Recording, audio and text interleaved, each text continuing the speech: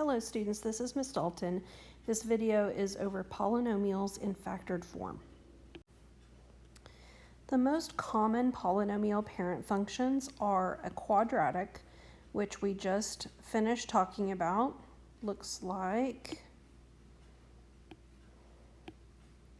this, or like this. A cubic function, which we haven't really talked a whole lot about, but when it's graphed, it looks like this, or it can go the other direction and look like this. A quartic function is when it's y equals x to the fourth power. It can look a couple of different ways. One way that it could look is kind of like a W. It could be upside down. And so we'll talk a little bit about those. Okay, so like I said at the beginning, this video is over looking at polynomials that are already in factored form. So I want you to look at the types of equations that we have here. Factored form is you're going to see different factors that you could technically multiply back together, but we're going to leave them in factored form because you can get a lot of information from them already in factored form. Okay, so let's go ahead and read this section and fill out what we need to. So the leading coefficient. How can you tell what the leading coefficient is when it's already in factored form? Well, what you're going to do is you're going to multiply the leading term of every factor. If that factor is raised to a power, then you must raise that leading term to the same power. Remember, when you're doing this, the only thing that we care about concerning the leading coefficient is if that number is positive or negative. Okay, so I'm going to show you how I do this because, again, all we care about is whether or not it's positive or negative. So you want to look at each of the leading the degree of each factor. So if you look at this 2x, right, that's a positive. Now, this positive is going to get raised to the power of 2. So it would still be positive. This leading term right here is a positive as well. When we look at this last factor, we have to look at the one that has x, and it's negative. So we have this also getting multiplied by a positive from this factor, and a negative in this factor. So if we have a positive squared, that's positive, times another positive is positive. Positive times a negative would be negative. So the leading coefficient would be a negative, and again, all we care about is that it is negative. We don't really care even what the number is, we just need to know whether it's positive or negative. So if you look at this next one, we have a negative 3, we have a positive 2, and then we have a negative x. So we're going to have a negative times a positive, and then times a negative. So negative times a positive is negative, and then negative times a negative is going to be a positive. So our leading coefficient would be positive. Okay, now let's look at how we're going to determine whether or not it is an even degree or an odd degree. So in factored form, what you're going to do is you're going to add the exponents together. And remember, the reason why we're adding is because if you have, let's say you have something squared, and then you're going to multiply it by x to the third. Well, remember, our property exponents say that we need to take x squared, and then we're going to add those exponents together. And so this would be x to the fifth. And so when we're multiplying these factors, we're really adding those exponents to determine what the degree is. Recall that the degree is the highest exponent. So we're trying to figure out what the highest exponent is. The only thing that we care about concerning the degree is whether the degree is even or odd. We don't even care what the other terms are going to be when we multiply them together. So we're only going to take that leading term. So if we look at this one here, this example, we have x and it's going to get raised to a power of 2. We have another x that's going to get raised to a power of 2. Then we have times an x and then times another x. So those are considered to just have a power of 1. So what you're going to do is you're going to take those exponents and you're going to add them up. So you're going to have 2 plus 2 plus 1 plus 1. So that has a degree of 6. So this would be an even degreed polynomial. Here we have a 2, then we have another 2, and then we'd have a power of 1. So 2 plus 2 plus 1 would be a degree of 5, and this one is odd. So let's take a second and remember what our chart shows. If the leading coefficient is positive, then that means that the right side is going to go up. Then if it's an even degree, it's going to go the same direction on the left side. If it's odd degree, it's going to go opposite, so the left side would go down. When the leading coefficient is negative, the right side goes down. If it's even, it's going to go in the same direction on the left side, so the left side would also go down. Odd goes in opposite directions, so the left side would go up. Okay, so let's figure out what's going to happen in these polynomials. So I believe this is the same one that we had on the previous screen. So let's remember what happened here. So to figure out what the leading coefficient is, remember all we care about is whether it's positive or negative. So this one would be a positive squared. This one would be a positive squared times a positive, and then times another positive. So this would be a positive leading coefficient. Let's look at the degree. The degree comes from just adding the highest exponents. So 2 plus 2 plus 1 plus 1. So that would be a degree of 6, which is even. Okay, so we're looking at when the leading coefficient is positive and when it's even. And so this would go up on both sides. So you would say as x approaches negative infinity, this is talking about the left side, your f of x is approaching positive infinity. As x approaches positive infinity, that would be your right side, f of x is approaching positive infinity as well, because this means the right side goes up and the left side goes up. All right, let's look at the next one. So this one would be a positive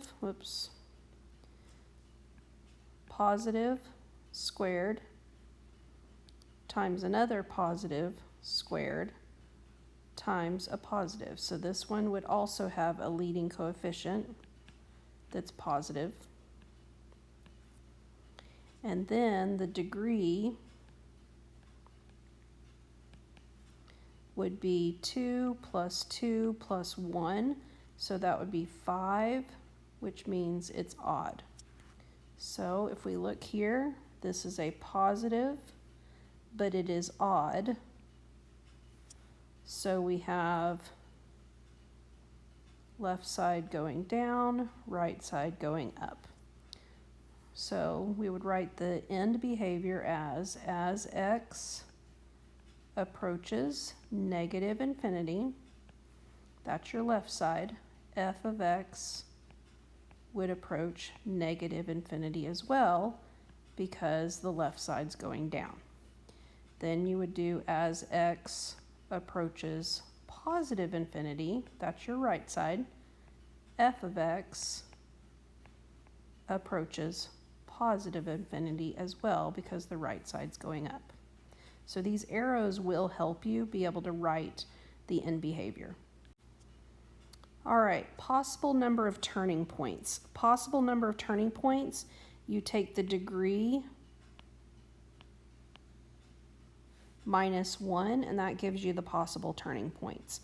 To find the actual number of turning points, you would have to graph the function and identify the number of times the graph changes from increasing to decreasing. So we're just going to worry about the possible turning points. So this is all based on your degree. So if you'll remember here, your degree is 2 plus 2 plus 1 plus 1. So this has a degree of 6. So the possible number of turning points would be 6 minus 1, so it has 5. This one would be 2 plus 2 plus 1. Oh, this is the exact same function. How funny is that? So we've already done this one, so I'm going to skip that. All right, let's talk about the x-intercepts, which are also called roots or zeros. And we're going to look at single, double, and triple roots. Remember, a single root crosses the graph at the x-intercept, and it has an exponent of factor 1. Double roots is where it bounces on the x-intercept, and that's going to have an exponent of 2. Triple roots is where it wiggles, so it's going to look something like this at that x-intercept. So this would be the x-intercept, and it's going to wiggle across that, and that's going to have an exponent of 3. In order to find the x-intercepts, remember you want to set each factor equal to 0 and solve for x. So let's look at this first one. We would want to set this equal to 0, so we would add 2, so our x-intercept is at 2. Here we would set this equal to 0, and that would give us negative 1. Here we set this one equal to 0, and that would give us positive 7. And this one equal to 0 would give us negative 6. Now, you're going to write down what single roots you have. Well, I have a single root here, which was positive 7. I also have a single root here, which was at negative 6. Remember, they're single roots because they have an exponent of 1. A double root has an exponent of 2, and so I had 1 here and 1 here. So that was at 2 and negative 1. Triple roots, I don't have any that have a power of 3, and so these would not be in this polynomial. All right, this one, set each factor equal to 0. You still have to set this one equal to 0, and that would be x squared equals 0. Take the square root of that, it's still 0, so that would be 0. If I set this one equal to 0, I would have to subtract 2, so that would be a negative 2. And this one equal to 0, I would add 1, and so that would be 1. So I have a double root here and here, so that would be at 0 and negative 2. I have a single root here, and that would be at 1. And again, I don't have any triple roots. All right, so we're going to work through this example right here. We have f of x equals negative x times x minus 2 quantity squared. Leading coefficient, we're going to take the negative here and multiply it by this positive squared. So we have a negative times a positive squared, and that's going to be a negative. So we have a negative leading coefficient. The degree, you would take your highest exponent, so we'd have a 1 here and a 2 here. 1 plus 2 is equal to 3, and that would be an odd degree. The possible number of turning points, remember it's your degree minus 1, so this would be 2. The roots that we have, we would set these equal to 0. And so we would have 0, and we would have 1 at positive 2. We have a double root at positive 2, and we do not have any triple roots. The end behavior, because we have a leading coefficient that's negative, then our right side goes down. Since it's an odd degree, the left side's going to go in the opposite direction, so it's going to go up. So we would write as x approaches negative infinity, that's going to be your left side, f of x approaches positive infinity because it goes up. As x approaches positive infinity, your right side, f of x approaches negative infinity because it goes down. All right, last one, we're going to look at a graph, and now we're going to be able to write these pieces of information based on a graph. Remember, the leading coefficient is based on the right side. The right side is going down, and so that must mean that the leading coefficient is negative. Now, they're going in the same direction, so I have down, down, which means that is an even degree since they're going in the same direction.